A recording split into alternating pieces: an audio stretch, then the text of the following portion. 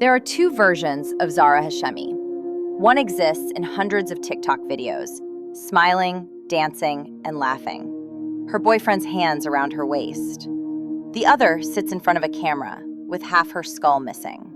They told Between me these I two can't sleep versions, on this 7 months, side, one but this argument, side one bullet. hurt more than this side. But to understand how we got here, we need to go back further than July 4th, 2024. We need to go back to another gun, another victim, another tragedy that shaped who Zahra Hashemi would become. Her full name was Zahra Hashemi, 28 years old, born and raised in Flower Mound, Texas, a quiet suburb about 30 miles north of Dallas. Middle-class neighborhoods, good schools, the kind of place where people raise families. Zahra's family was Persian. Her father, Mohammed Hashemi, owned a liquor store in the area. He worked long hours, provided for his family, tried to build a life in America. On a day that hasn't been widely publicized, Mohammed Hashemi was shot and killed inside his own store. The details are sparse. What we know is this: a young man, a teenager, attempted to rob the liquor store. Mohammed fought back. The teenager shot him, killed him. The shooter's name was later connected to another case, another tragedy. He became the ex-husband of Ashley Trevino, a woman who would later face her own legal troubles. But that's another story, including a long history of dating men in prison. She isn't the focus of this documentary, but if you'd like a full deep dive into her background and her behavior, let me know in the comments. Here is what Phony Hashemi had to say about the father's death. Here and just clear some stuff. One, nobody needs clout off my dad's murder case. Girl, stop lying on the internet. Two, I don't care that he's 15 years old. At 15, you know what's right and what's wrong. You need to watch till the end to know about the new case coming up. Now let's continue with our story. What matters here is this: Zahra Hashemi lost her father to gun violence. She watched her family grieve. She watched her mother try to hold things together. She watched as the man who killed her father was processed through a system that never feels like it delivers justice. Trauma like that doesn't just go away. It settles into your bones, changes how you see the world, changes who you trust, changes what you think you deserve. Zahra was young, in her 20s, trying to figure out who she was in the aftermath of losing her father. And then she met Ladarius Brownlee. Ladarius Mortian Brownlee went by Deno online, 28 years old, born and raised in Texas. Addresses listed in both Irving and Northlake, small cities in the Dallas-Fort Worth area. Deno was hard to miss. Face tattoos, multiple designs across his cheeks, forehead, neck. The kind of ink that makes a statement, that says, "I don't care what you think." He had a presence, confidence, the kind of energy that fills a room. Some people are drawn to that. Zahra was one of them. They met in early 2024. The exact details of how aren't public. But within weeks, they were inseparable. By spring, they had created a joint TikTok account.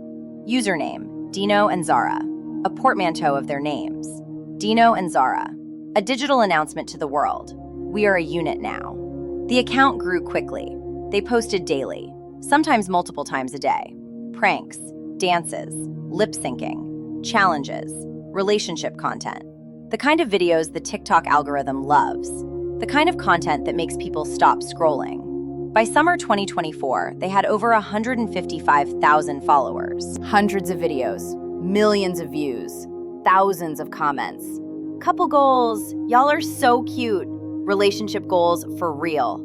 This is what social media does. It turns intimacy into performance. It rewards vulnerability, or the appearance of vulnerability. It monetizes love. And Zahra and Deno were good at it. They understood the formula. Show the fun, show the banter, show the playful arguments. Show just enough conflict to make it feel real, but not so much that it stops being entertaining. The audience ate it up. But if you go back now, if you watch those videos with the knowledge of what comes next, you see something different. There's a video from May 2024, 2 months before the shooting. This shit don't even look good right here. I can't even see you. I don't want any more. I can't even see you. Give it to me. I don't Nah, like I can't see you. I don't like how Stand that way. Now you want me to, now you sit over and talk about I'm mean. If you look at this video, get. There's another video, same month. They're in a bedroom. Zahra is behind the camera again. Deno is on the bed. She's doing the ignoring my man prank. Stage trendy pranks. For example, Zahra once recorded herself ignoring my man to see his reaction as a joke. Alright, I can't wait. When it's my turn, it's my turn. You taking pictures?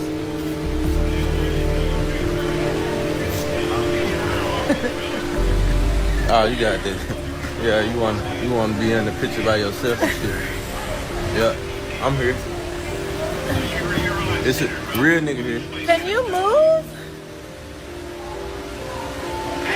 I've been trying to get your Hello. I've been trying to get your attention Yeah. this whole time. Yeah, I'm here too.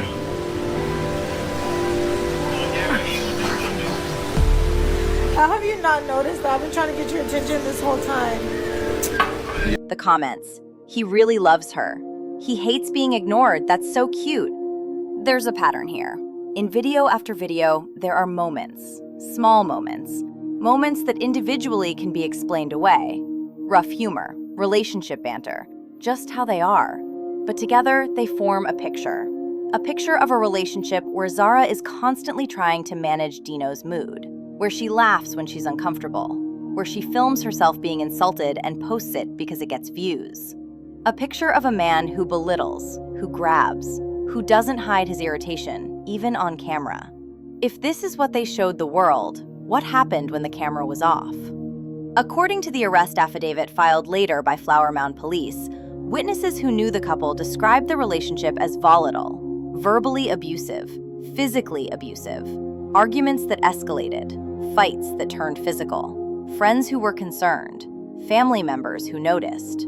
But Zahra stayed, and Deno stayed, and they kept posting. Because the videos were getting views, the followers were growing, the comments kept coming. They had built something together, not just a relationship, a brand. Deno and Zahra wasn't just a couple. It was a product, an identity, a source of income. When your relationship is your content, breaking up isn't just personal. It's professional suicide. So you stay. You convince yourself it's not that bad. You convince yourself he loves you. You convince yourself you can fix it. Zahra was 28 years old. She had lost her father to gun violence. She was still grieving, still trying to find stability in a world that had taken her father away. And she had found someone who made her feel seen, who gave her attention, who built something with her. Even if that something was toxic, even if that something was dangerous, even if every video they posted was a warning sign the world chose to ignore.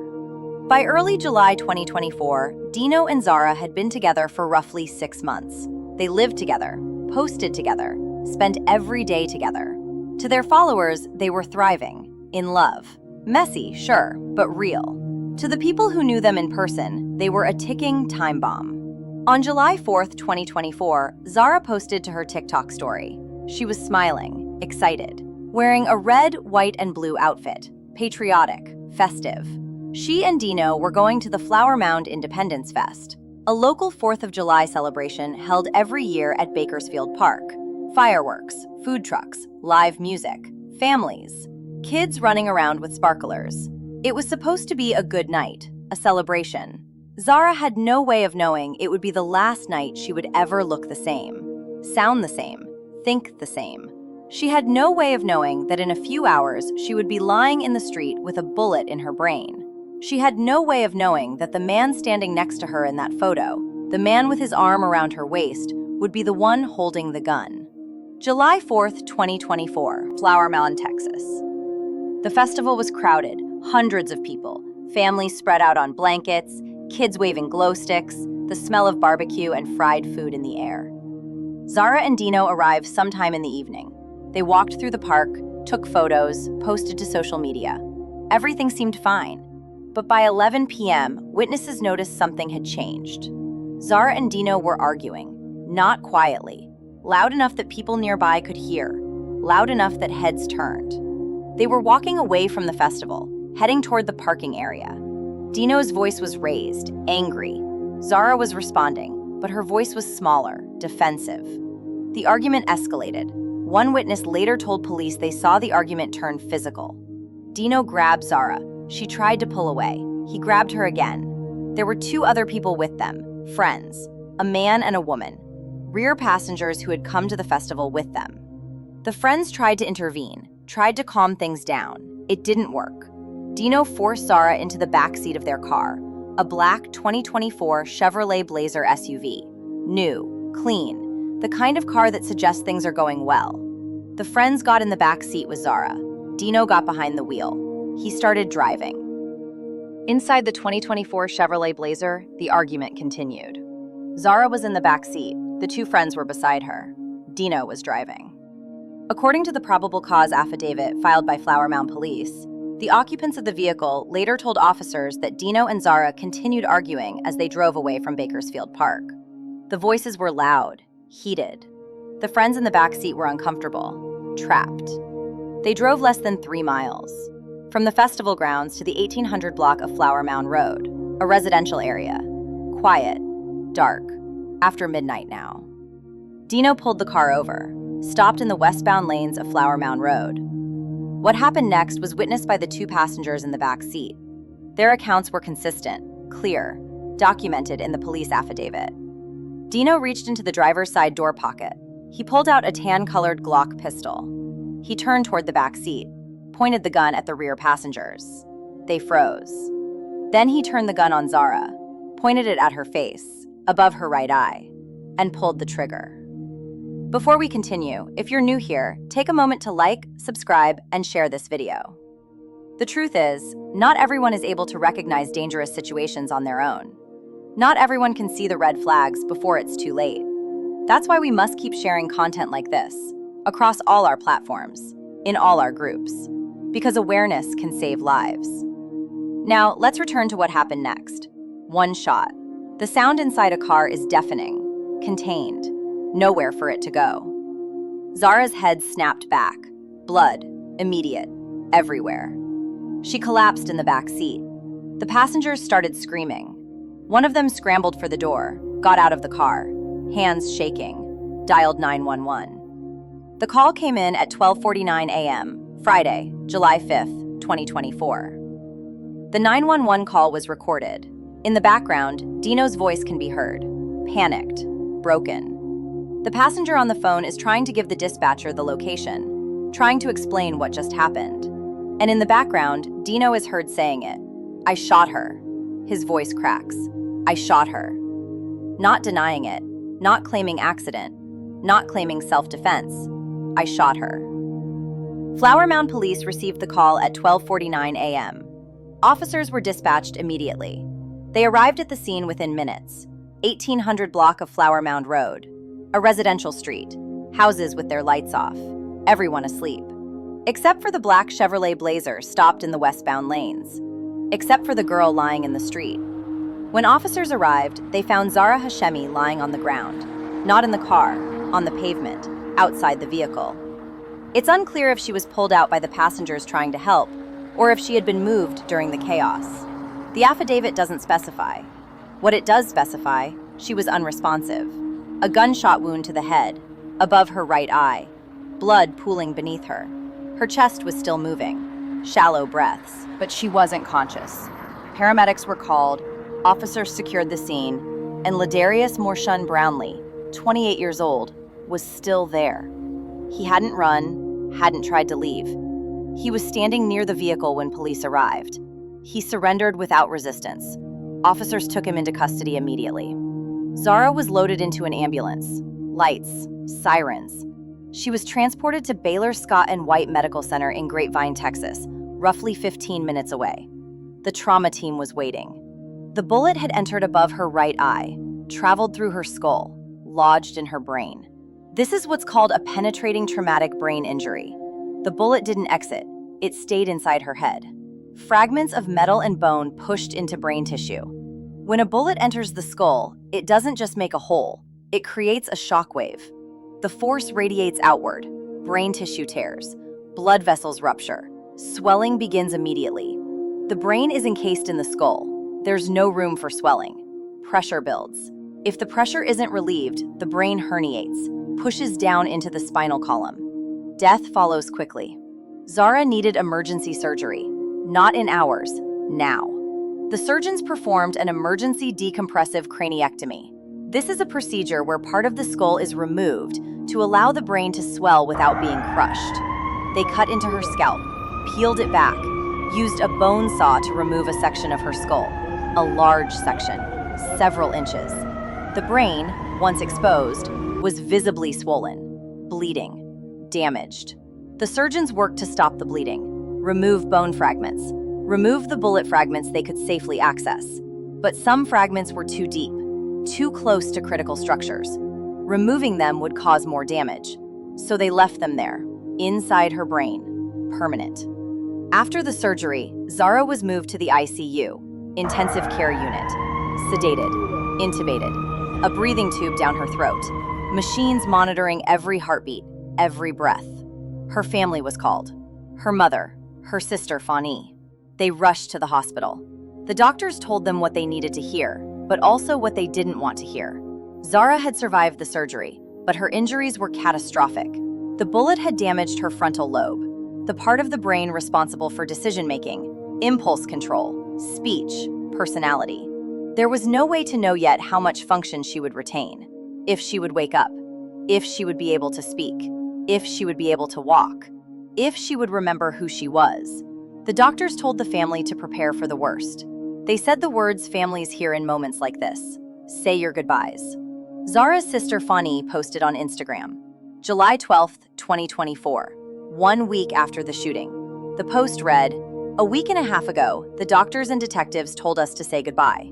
And today, she is awake, sitting up, and took her first steps.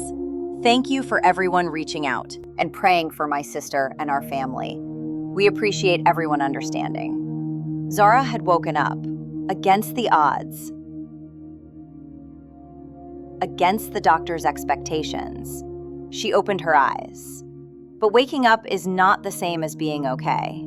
Zahra couldn't speak clearly. Her words were slurred, slow. She struggled to form sentences. The right side of her face didn't move properly. Facial nerve damage. Her smile was crooked. Her eye drooped slightly. She couldn't remember the shooting, couldn't remember the days before, couldn't remember the argument, or the car, or the gun. Traumatic amnesia, common with severe brain injuries. Her family didn't push. The doctors advised against forcing memories. Let her brain heal. Let her remember on her own, if she ever does. But there was another problem. Zahra didn't have health insurance. She had been uninsured when she was shot. The surgeries, the ICU stay, the medications, the round-the-clock care. It was all being billed, and the bills were catastrophic. Emergency brain surgery costs tens of thousands of dollars. ICU care costs thousands per day. Medications, imaging, follow-up surgeries. The family was drowning. Someone, likely Fani or another family member, set up a GoFundMe. The campaign was titled something like, "Help Zahra Recover." The description explained what had happened, that Zahra had been shot, that she was fighting for her life, that the family needed help with medical bills. The goal was set high, tens of thousands of dollars. People donated, strangers, followers from TikTok, people who had watched Deno and Zahra videos, people who felt connected to her story. The GoFundMe raised money quickly, thousands of dollars in the first few days. More kept coming. People left comments, praying for you, stay strong, sending love.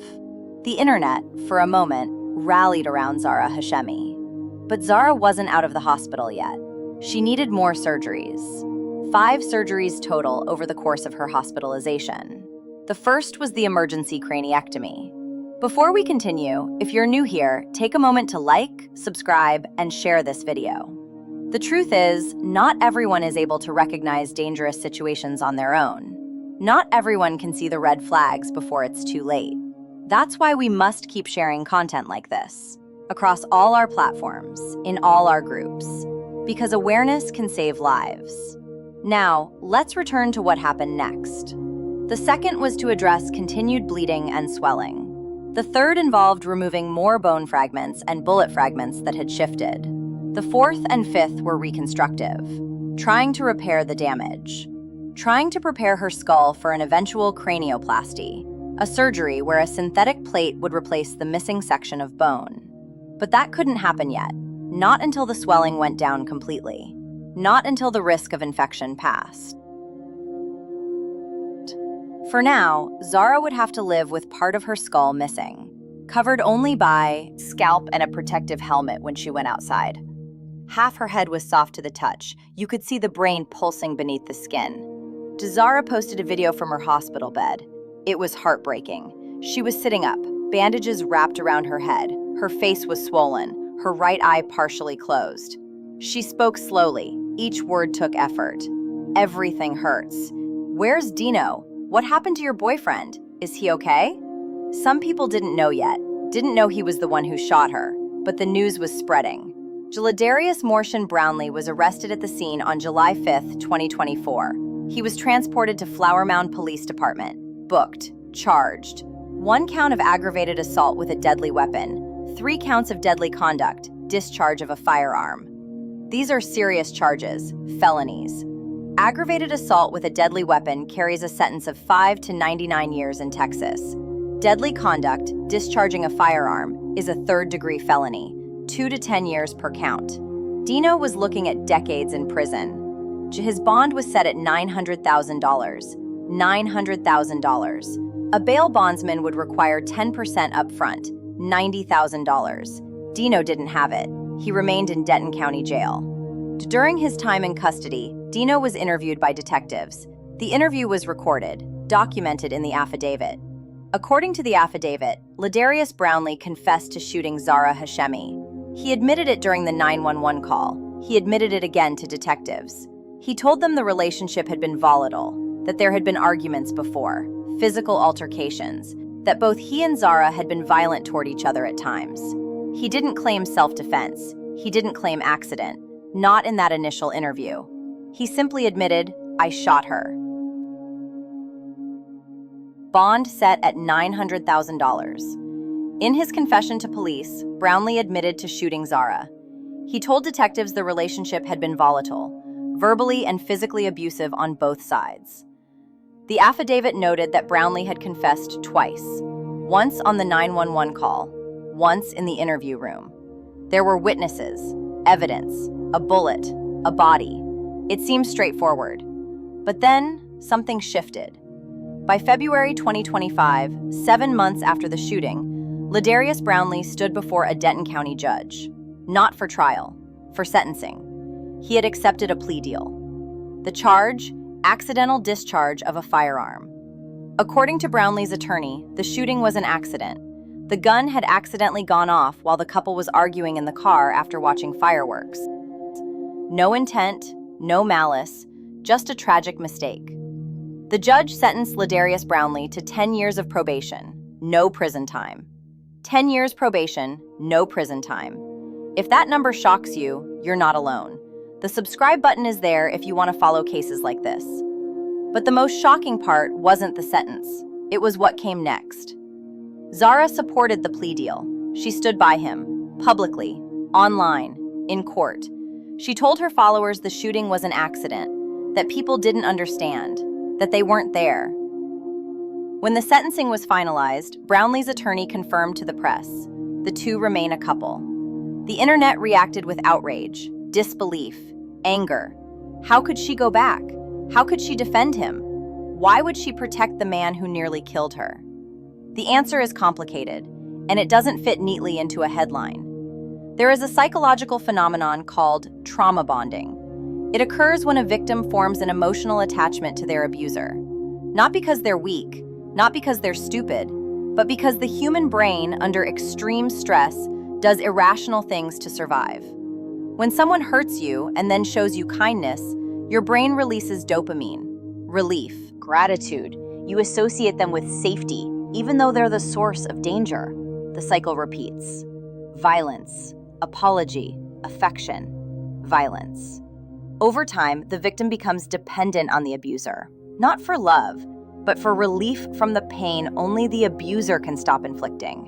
Leaving feels more dangerous than staying. Add to this the public nature of their relationship. 155,000 followers, millions of views. Their identities were intertwined, their income dependent on being a couple. Zahra wasn't just losing a boyfriend. She was losing her image, her brand, the only version of herself the world had seen. And there's another factor, shame. When you've defended someone publicly, when you've told the world it was an accident, that he's not a monster, that people don't understand, admitting you were wrong becomes unbearable. So you double down, you stay. Not because you love him, but because leaving would mean admitting you were fooled. Reopen the case. Okay? So with everybody that keeps telling me to reopen the case, I can't. I just got off the phone with the detective. I can't do nothing. February 2025, 7 months after the shooting. Ladarius Morshan Brownlee stood before a Denton County judge, not for trial, for sentencing. He had accepted a plea deal. The original charges were serious: aggravated assault with a deadly weapon, a first-degree felony in Texas, punishable by 5 to 99 years in prison, 3 counts of deadly conduct, discharge of a firearm, each a third-degree felony, 2 to 10 years per count. With those charges, Deno was facing the possibility of life in prison. But that's not what happened. According to Brownlee's defense attorney, the shooting was an accident. The narrative presented to the court was this: Deno and Zahra had been arguing in the car after leaving the 4th of July festival. The argument was heated, yes, but not unusual for them. They argued often. Deno had a gun in the car, a tan Glock pistol. He kept it in the driver's side door pocket for protection. During the argument, the gun accidentally discharged. No intent to harm, no intent to kill, just a tragic, terrible accident. The bullet struck Zahra above her right eye. Deno immediately called 911, stayed at the scene, cooperated with police. He was devastated, remorseful. He loved Zahra. He never meant to hurt her. That was the defense. This was a different story than what was in the police affidavit. The affidavit stated that Deno pulled the gun from the driver's side door pocket, pointed it at the rear passengers, then turned it on Zahra and shot her above her right eye. Witnesses saw this: 2 passengers in the back seat. They told police Deno pointed the gun at them first, threatened them, then turned the gun on Zahra. That's not an accidental discharge. That's intentional. But in the months between July 2024 and February 2025, something changed. Plea deals happen for many reasons. Sometimes the prosecution's case isn't as strong as it seems. Witnesses recant, evidence gets suppressed, technicalities arise. Sometimes the victim doesn't want to testify, doesn't want to relive the trauma, doesn't want to face the defendant in court. Sometimes the victim supports the defendant, asks for leniency, asks the court for mercy. That's what happened here. Zahra Hashemi supported the plea deal. She didn't want Deno to go to prison. She told prosecutors the shooting was an accident. She told the court the shooting was an accident. She told the world the shooting was an accident. On February 14th, 2025, Valentine's Day, Ladarius Brownlee was sentenced. 10 years of probation, no prison time. Let that sink in. A man shot a woman in the head, above her right eye, with a Glock pistol. She nearly died, had 5 surgeries, lost part of her skull, suffered permanent brain damage. He confessed, twice, on a 911 call and to detectives. And he walked out of court with probation. 10 years of probation. Conditions likely included no contact with firearms, regular check-ins with a probation officer, drug testing, anger, management classes, but no jail, no prison. He went home. Didness news outlets reported the sentencing. Local Texas stations, crime blogs, TikTok news pages. The response was immediate. Outrage, confusion, disbelief. How? How did this happen? How did a man who shot his girlfriend in the head avoid prison? The answer, according to court records and news reports: Zahra Hashemi asked for it. Didness-Lidded Brownlee's attorney released a statement. According to KRLD News Radio, a local Texas station, the attorney said, the couple had just finished watching fireworks in Flower Mound when a gun accidentally discharged, striking Hashemi in the head. She survived the shooting. The couple rose to prominence by chronicling their lives on TikTok, where they amassed a large following. Brownlee's lawyer said the two remain a couple. Didness, within days of the sentencing, Zahra posted on TikTok. She went live. Thousands of people tuned in. The comments were brutal. Why are you defending him? He tried to kill you. You're stupid for going back. You're making women look bad. This is why people don't take DV seriously. Zahra responded to the comments. Her speech was slow, deliberate, still affected by the brain injury. She said, "No one knows how sweet Deno is. I swear to God, no one knows. You weren't in the car. You weren't driving. You weren't anywhere. And do people even know where I was at? Do you? No."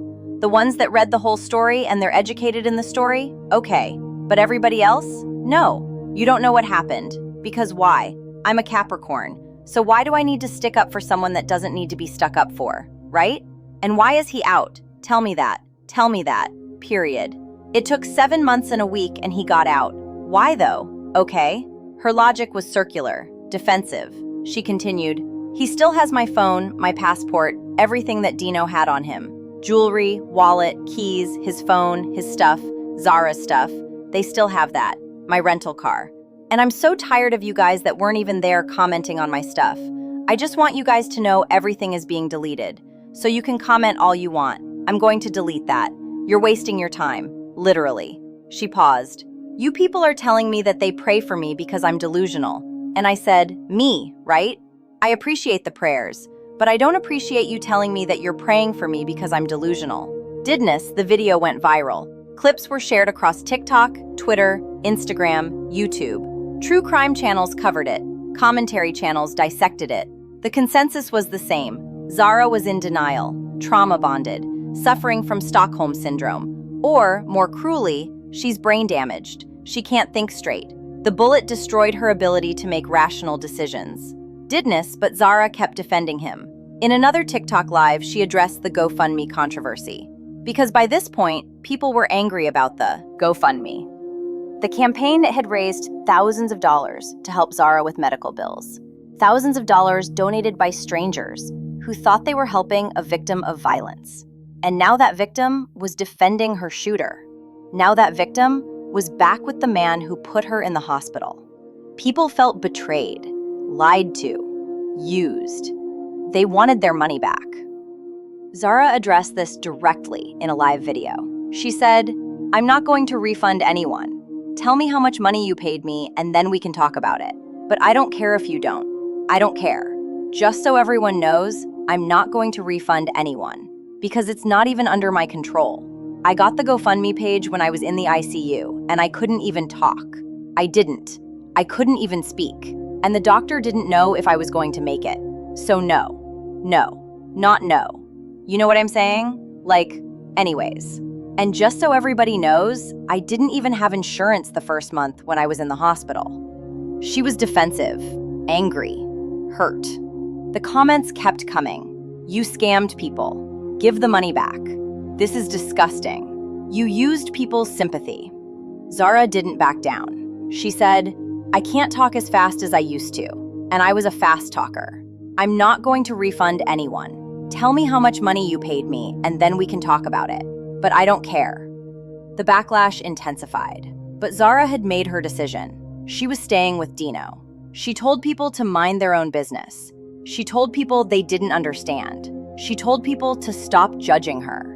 And for a while, it seemed like that was how the story would end. Zahra and Deno, together, against the world. A toxic, damaged relationship that survived a bullet. But that's not how it ended. Rushed to the hospital Somewhere between March and mid-2025, the relationship changed. Zahra and Deno stopped appearing together in videos. Zahra stopped mentioning him. Deno's social media went quiet. And then, reports started surfacing. Deno had a new girlfriend. Her name was Bailey Hope. She appeared in TikTok videos with Deno, smiling, laughing, his arm around her waist, just like Zahra. People noticed something immediately. Bailey Hope looked like Zahra. Same build, same hair color, same general appearance. It was eerie, disturbing. One TikTok video, posted by a commentary account, showed side-by-side images of Zahra and Bailey Hope. The resemblance was undeniable. The caption read, Deno tatted has a new girlfriend. Clearly tried to make sure she resembled Zahra Hashemi. Zahra saw the videos. She went live again. This time, she wasn't defending Deno. She was hurt, blindsided. Literally, him and his weak-ass apologies. Literally. He doesn't even know what it feels like to have 4 surgeries. Angry. In one live stream, someone in the comments asked if Deno had left her. Zahra's face changed. She didn't answer directly, but her silence said everything. Another TikTok account posted a video with the caption, Zahra discusses Deno's new girlfriend on live stream. Join Zahra as she shares her thoughts on Deno's new girlfriend and their differences. Discover the latest tea and insights. The video showed Zahra's face. Tired, sad, part of her skull still visibly missing beneath her scalp. She said, "I hope she finds the courage to leave one day. This is just sad." The timeline became clear. Deno had stayed with Zahra through the trial, through the plea deal, through the sentencing, because he needed her. He needed her to support the accidental discharge narrative. He needed her to tell the court it wasn't his fault. He needed her testimony to avoid prison. And she gave it to him. She defended him, supported him, sacrificed her credibility, her reputation, her relationships with friends and family who begged her to leave.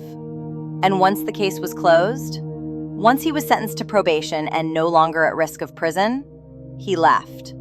He moved on. He found someone new. Someone who looked like Zahra, but without the brain damage, without the missing skull, without the constant reminder of what he had done. Zahra's family started speaking out. Her sister, Fani, posted cryptic messages on social media. One post read, "Zahra's family says that Zahra has been lying about the case this entire time." Another read, "Zahra's siblings share their truth about her incident." The family was fracturing. Some members believe Zahra was protecting Deno out of fear. Some believed she genuinely thought it was an accident due to her brain injury. Some believed she was lying to protect him. The truth was probably a mix of all three. Trauma bonding is real. It's a psychological phenomenon where a victim forms an attachment to their abuser. It happens because of intermittent reinforcement, cycles of abuse followed by affection. The brain becomes addicted to the relief that only the abuser can provide. Leaving feels impossible, dangerous, like losing a part of yourself. Add to that the public nature of their relationship.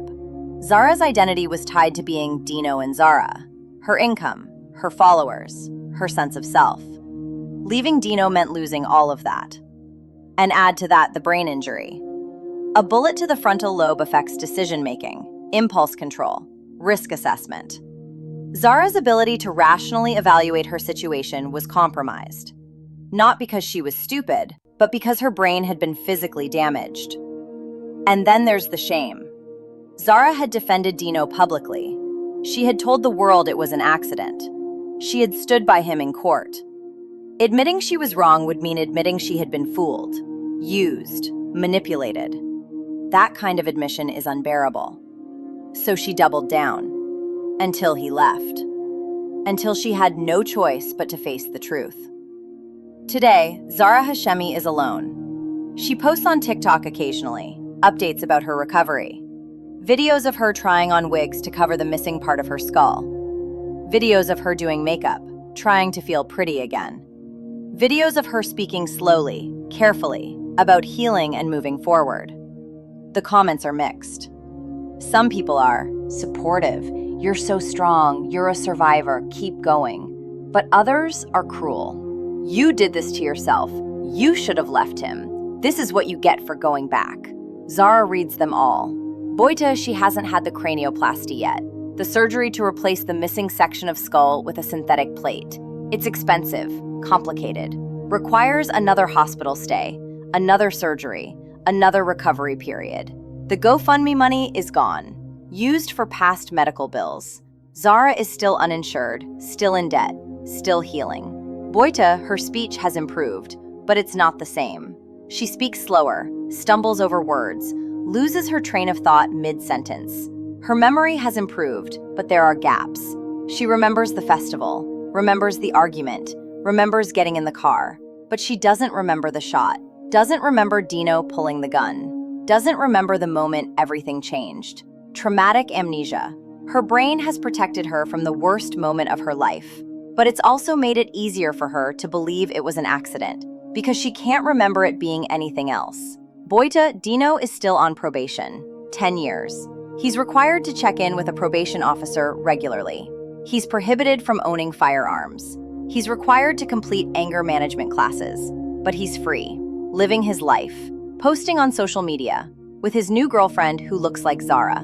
Boita, the Deno and Zahra TikTok account still exists. Over 155,000 followers, hundreds of videos, millions of views. The last video was posted before the shooting. The account is frozen in time, a digital graveyard of a relationship that ended with a bullet. Boita, people still watch the old videos, still comment. I can't believe this happened. The red flags were always there. How did we not see it? But the truth is, people did see it. They saw the videos of him grabbing her, insulting her, controlling her. They saw it. They just didn't care. Because it was entertaining. Because it got views. Because toxic relationships, when packaged as content, become consumable, palatable, even celebrated. Boita, there are questions this story doesn't answer. Questions only you can answer. Why did the justice system allow a man who shot his girlfriend in the head to walk free with probation? Why did Zahra defend him? Was it trauma bonding? Was it brain damage? Was it fear? Was it love? Or was it all of those things at once? Boita, why did Deno leave her after she saved him from prison? Was it guilt? Was it shame? Was it because he got what he needed and no longer had use for her? Or was it because looking at her, seeing what he had done, was too much to bear? Boita, why did people donate to her GoFundMe and then demand refunds? Were they justified in feeling betrayed? Or were they punishing a victim for making a choice they didn't agree with? Boita, why did the internet watch Deno and Zahra's relationship unfold and call it couple goals? Why did 155,000 people follow their death, toxicity, and call it love? Why do we consume pain as entertainment? And what does that say about us? Zahra Hashemi survived, but survival is not the same as living. She is alive, but she is not whole. She is healing, but she will never be healed. There are two versions of Zahra Hashemi, the one before July 4th, 2024, and the one after.